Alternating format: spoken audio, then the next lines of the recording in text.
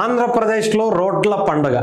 నిజంగా ఏ పల్లెటూరు చూసినా, ఏ పట్టణం చూసినా రోడ్లు అబ్బా!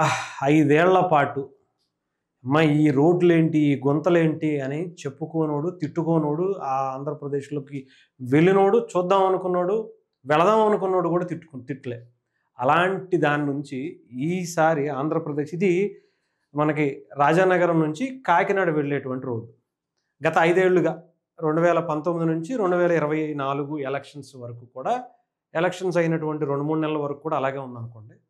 అది అంతకు ముందే గవర్నమెంట్ 2014 నుంచి 19 వరకు ఉన్నటువంటి గవర్నమెంటు శాంక్షన్ చేసినా కూడా ఈ 5 ఏళ్లలో 19 నుంచి 24 వరకు సర్వనాశనం చేసేసి ఉన్నటువంటి మట్టి రోడ్లను కూడా నాశనం చేసినటువంటి ఘనత జగన్మోహన్ రెడ్డి గారిది. ఇంకెవ్వరికీ లేదు ఆ క్రెడిట్ అంతా ఆయనది. ఎందుకంటే వన్ అండ్ ఓన్లీ. ఎందుకంటే ఆ ఒక్క రోడ్డే కాదు, ఆ రాష్ట్రంలో ఉన్నటువంటి ప్రతి రోడ్డుని సర్వనాశనం చేసినటువంటి వ్యక్తి జగన్మోహన్ రెడ్డి గారే.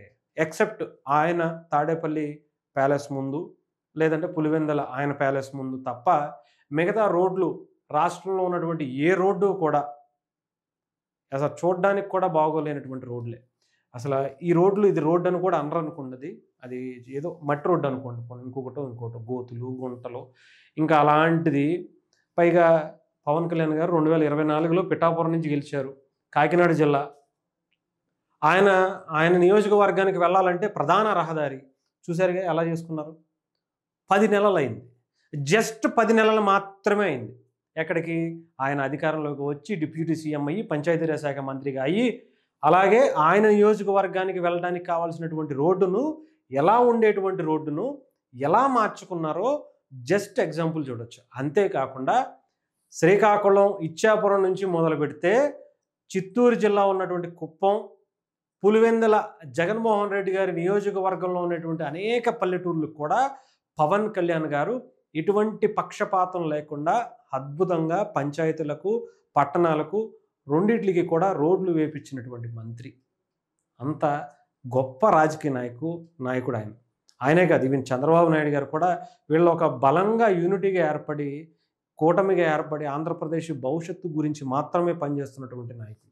10 నెలల్లోనే ఆంధ్రప్రదేశ్లో గుంతలు లేనటువంటి రోడ్లను మొన్న సంక్రాంతి వరకే ఒక టార్గెట్ పెట్టుకున్నారు. ఏది జూన్లో గెలిచిన తర్వాత సంక్రాంతి వరకు టార్గెట్ పెట్టుకుంటే, అంటే 6 నెలల్లో గుంతలు లేనటువంటి రోడ్లను వాళ్ళు తీసుకొచ్చి చూపించారు.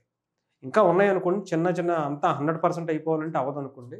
ఒక్కొక్క పంచాయతీకి సంబంధించి పంచాయతీల్లో తర్వాత ఇలాంటి పట్టణాల్లో ఈవెన్ డిస్టిక్లో ఉన్నటువంటి మెయిన్ రహదారులు అనేవి, ఇది పోర్టుకి వెళ్ళేటువంటి ప్రధాన రహదారి కూడా కాకినాడకి, దాన్ని కానీ ఇంకా మెయిన్ వెళ్ళాల్సినటువంటి అనేకమైనటువంటి రోడ్లు, హైవేలు, పంచాయతీ రోడ్లు నిజంగా ఇప్పటి వరకు ఏ దేశంలో ఎక్కడా వేయలేనటువంటి రోడ్లు అక్కడ వేసుకుంటూ వచ్చారు.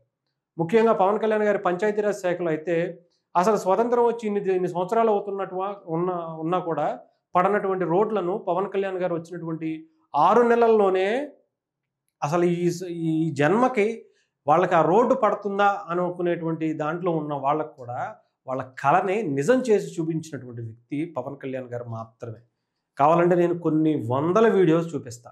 ఆంధ్రప్రదేశ్లో పవన్ కళ్యాణ్ గారు ఇప్పటి వరకు ఈ ఊరికి రోడ్డు పడుతుంది అని కూడా ఆ ఊరు ప్రజలు కూడా ఊహించినటువంటి ఊర్లకు పవన్ కళ్యాణ్ గారు రోడ్లు వేసి చూపించారు.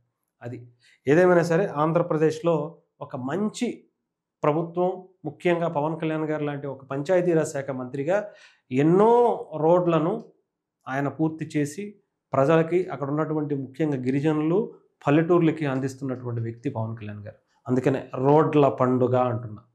గతంలో అసలు ఇంట్లోంచి బయటికి రావాలంటేనే భయం వేసేది. అలాంటిది ఇప్పుడు నువ్వు ఎక్కడున్నావు, నేను అక్కడికి వచ్చేస్తా, నేనే వస్తా, అంత బాగున్నాయి మా రోడ్లు, గంటల్లో కాదు అరగంటలో వచ్చేస్తా అనుకునేటువంటి పరిస్థితులు ఇప్పుడు ఆంధ్రప్రదేశ్ ప్రజలకు కల్పిస్తుంది.